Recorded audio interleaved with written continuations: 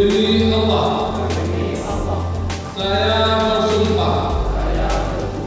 bahwa saya akan memenuhi kewajiban saya selaku imam dan selaku kecil dengan sebaik-baiknya,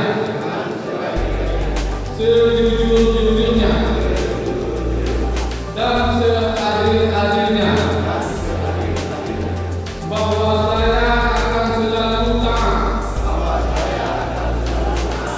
dalam mengamalkan dan mempertahankan Pancasila sebagai dasar negara, bahwa saya akan menegakkan kedaulatan demokrasi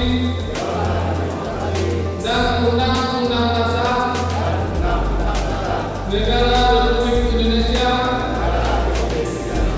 tahun 1945, melaksanakan dan mengamalkan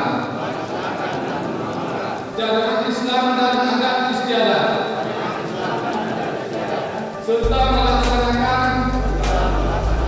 segala peraturan perundang-undangan dengan seluruh-seluruhnya yang berlaku bagi masyarakat, kampung, daerah,